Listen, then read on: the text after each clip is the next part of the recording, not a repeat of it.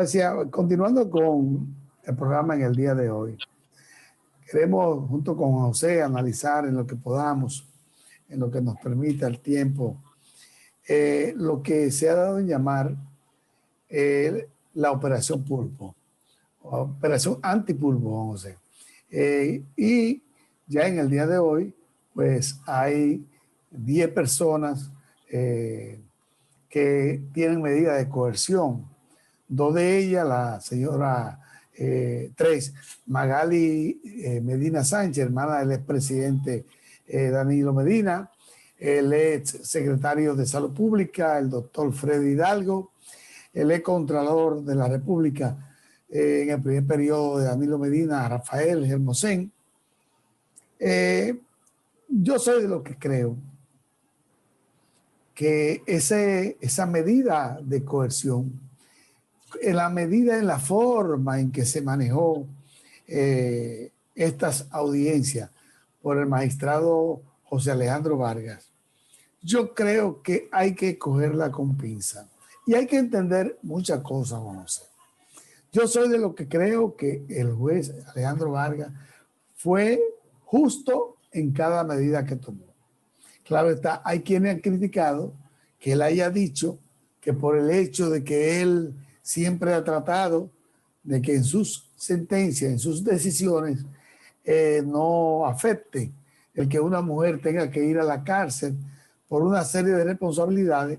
Hemos visto como muchas mujeres, inclusive comunicadoras, han dicho que hasta ahí no debió haber llegado en el caso de la señora Magali, porque si ella tiene culpa, si él encontró que ella no tenía, no los arraigos, porque arraigos tenían todo, pero si él no encontraba, si él encontró en ella que ella podía tener las facilidades de distraer algunas pruebas que puedan aparecer, si él encontró en ella, porque él dejó dicho que encontró en ella esas cosas, sin decirlo, ellos no ven la razón por lo cual ella no podía también, como otras mujeres dominicanas, ir y cumplir los 3 meses mandatorios de medidas de prisión preventiva.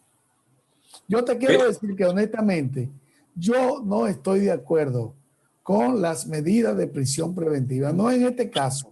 En el 95% de los casos que se toman medidas de prisión preventiva, yo no estoy de acuerdo, ni como abogado, ni como persona, porque las medidas de prisión preventiva son una medida de excepción.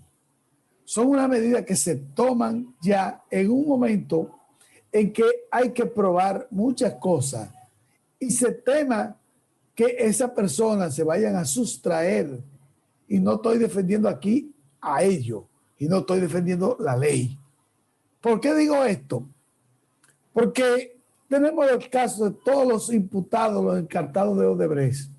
Pasaron meses en la cárcel y hoy están yendo a su audiencia día por día. Y tenemos otro caso muy importante que también fueron a la cárcel y no se les pudieron probar los hechos. Aquí quizá hay una buena cantidad de hechos que van a probar la culpabilidad de algunos de los imputados. Si el juez decide que deben ir a prisión preventiva, perfecto, es una decisión del juez, porque es una medida que está.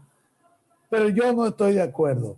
¿Por qué? Porque con usted enviar una gente de esa, con 1, 2 o 3 la medida, como hizo con Freddy Hidalgo, que creo que es un buen hombre, particularmente yo lo creo, yo le conocí como médico, como persona, pero no me gustó que el juez, a quien defiendo siempre su forma íntegra de ser, porque siempre he dicho que el juez Alejandro Vargas, más que un hombre honesto, es un hombre íntegro, un hombre que vela porque sus actuaciones estén enmarcadas dentro de lo que él considera, dentro de su interior, que es la verdadera justicia. Pero esa parte a mí no me gustó. Yo creo que si él encontró que había motivo para que ella fuera a la cárcel, no importa que fuera hombre o mujer, ella debió haber ido a cumplir con la pena que él le pusiera.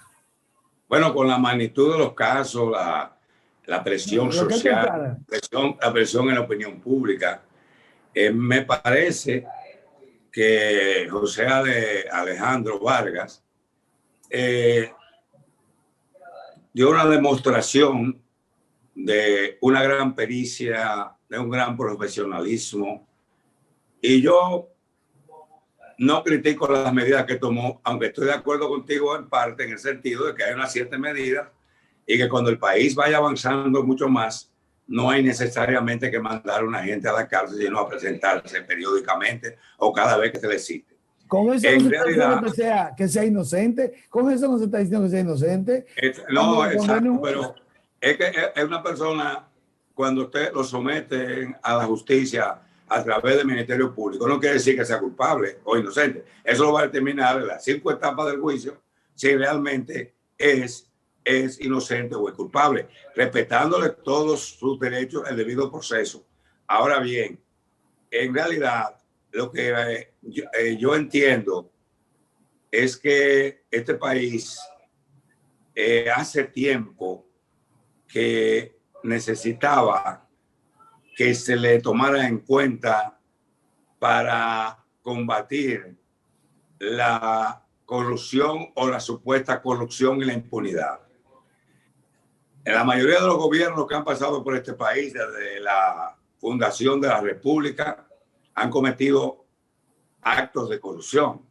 Ahora, en los últimos gobiernos, por ejemplo, de Balaguer, que decía que la corrupción se detenía en la puerta de su despacho, el gobierno de don Antonio, el PLD le sacó el árbol de corrupción a él, a don Antonio y a Jacobo, inclusive el dato que le dio un dirigente importante del PRD entonces, de una de las tendencias, y cuando terminó don Antonio Guzmán, no tenía nada de qué arrepentirse, sin embargo lo mortificaron, y se dice que una de las cosas que lo llevó al suicidio fue eso, cuando Jorge Blanco prácticamente lo amenazó en una rueda de prensa que yo estuve al lado de él, que fui su jefe de campaña y de prensa y vocero de esa campaña de Jorge Blanco. Después vino el mismo Jorge Blanco Balaguer, una persecución política, y trancan a Jorge Blanco y le meten 20 años porque una piña que costaba 8 pesos y que la compraron a 15 pesos. Pues Balaguer en el tiempo dijo que se había arrepentido de haber tomado esa decisión porque en verdad después se sintió mal. Y ahora estamos hablando de un proceso donde es posible que muchos de los que están siendo acusados sean inocentes y otros sean culpables. Eso lo va a determinar la justicia. Ahora, vienen decenas y decenas de más de apresamientos, de acuerdo a las informaciones que he escuchado, a todos los niveles del gobierno pasado. Pero lo más importante de esto es que en la lucha contra la corrupción y en busca de la transparencia también va a afectar a lo de hoy. Ya Milagro T. Bosch anunció que hay unos 4 funcionarios que están siendo investigados. Está Kimberly, que es la funcionaria, está un apellido Polanco, subsecretario, que tú me dijiste, viceministro de Interior y Policía de la Sección de Armas, que lo cancelaron conjuntamente con 22 empleados de ahí. 51. Yo fui viceministro de Interior y Policía. Yo fui viceministro de Interior y Policía Administrativo en el 82 y la más había 3 subsecretarios, pero esa sección de armas siempre ha sido un lío. Y yo tuve enfrentamiento con el que estaba encargado de la sección de armas, que siempre ponen ahí un oficial de la Policía Nacional. Pero quiero decirte lo siguiente. En verdad, lo que a mí me molesta y me duele es ver familias afectadas, a sociedad afectada en su conjunto, y la familia como grupo primario más importante, donde se avergüenzan a sus hijos, a sus esposas, a sus amigos, a sus hermanos. Decía José Alejandro Vargas que los 2 hermanos del señor presidente anterior de la República, vamos a decir, atentaron contra su confianza. Vamos a ver qué sucede en el proceso, en el tiempo. Ahora, yo creo que este país necesita que se pueda hacer una profilaxis para evitar lo más posible los actos de indelicadeza y de corrupción, porque el presidente de la República, que ha mandado varios proyectos de ley y decretos para fortalecer la compra y contrataciones, la combate a la corrupción a través de transparencia, va a modificar la Constitución para darle más fortaleza. en verdad, para mí está haciendo una revolución sin tirar un tiro, Luis Abinader, y para mí se va a convertir en el mejor presidente de la República Dominicana. Mira, José, tú hablabas ahorita de los cancelados. Hay un fuerte rechazo a lo que aparentemente, digo aparentemente porque no tengo toda la prueba, hizo el ministro de Educación, Roberto Fulcar, que según lo que he podido recabar como información, en el Ministerio de Educación fueron cancelados cerca de 22,000 empleados. Aunque el ministro Fulcar aclara hoy que entre esos empleados, él no ha permitido en ningún momento que se abuse y que se cometan falta a la ley de carrera administrativa y a ningún profesor. Pero donde se cancelan, no 22,000, donde se cancelan 10,000 en una época como esta, en una época navideña, es llevar el sufrimiento. Siempre recuerdo al presidente Balaguer cuando decía, aunque a ti no te guste que lo recuerden, cuando decía, cuando usted cancela 100 personas, usted le está quitando de su boca el pan a cerca de 500 o 600 personas, porque es un promedio que usted tiene que calcular. No decimos con esto que el licenciado Fulcar no tenga la razón y el derecho para inclusive hacer los cambios que él crea que requiera, porque ha habido un cambio de gobierno y hay dirigentes políticos que tienen la preparación necesaria para ir a ocupar cargo, y más él, que fue el jefe de campaña del licenciado Luis Abinader. Él tiene esa responsabilidad. Pero también un presidente tiene cierta responsabilidad con el país. Y voy a citar nombres. En la campaña del año 91, del año 90, el licenciado Luis Toral, voy a citar el nombre, no me gusta a veces, dirigió la campaña del presidente Balaguer. Y cuando el presidente Balaguer ganó de nuevo en el 90, mandó a Luis Toral para el Banco Central. Y cuando se le reclamó por tanto compromiso que Toral tenía, le reclamaron a Balaguer que por qué a Luis. Dice, él no va a poder cumplir con todos los compromisos que tiene. Hay que mandarlo para el Banco Central, palabra más, palabra menos. Roberto Fulcar tiene demasiado compromiso y parece que no va a poder cumplir. Y para cumplir va a tener que tomar medidas que no favorecen ni al mismo presidente Luis Abinader, que ha reiterado en más de una ocasión que gobernará para el país, no solamente para los PRMistas. Entonces hay que tener cuidado con eso. Siempre es doloroso. Yo por eso propongo una dirección, un ministerio de esos que estaban nombrados, el 90% sin ejercer ninguna función, pero como tú dices, tirarlos a la calle, necesitan su dinerito ahora en Navidad y después de Navidad. Yo conozco 2 o 3 casos de gente que trabajaba, por ejemplo, en Ocoa, una prima, aquí también en la escuela de Villamella. A veces se van mansos y cimarrones.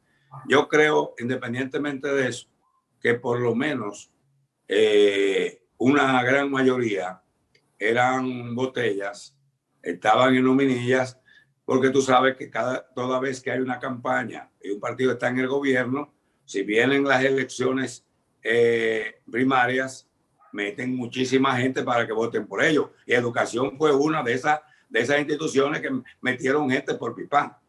Y además, cuando vinieron las elecciones municipales de marzo, febrero y marzo, que fue llevada a marzo, también hicieron lo propio para las elecciones que iban a ser el 17 de mayo y la hicieron el 5 de julio igual. De todas maneras, yo creo que a la mayoría de esa gente hay que buscarle una salida. Sí. Hay que buscar una salida que pueda crear una dirección nacional de cómo ayudar a esas botellas que estaban en el interior del Estado. Antes de subir, déjame decir en bien del ministro Fulcar, que él dio una declaración hoy diciendo que va a personalmente a revisar esos casos, porque no va a permitir que se cometan injusticias. Esperamos que así sea. Nos vamos a la pausa.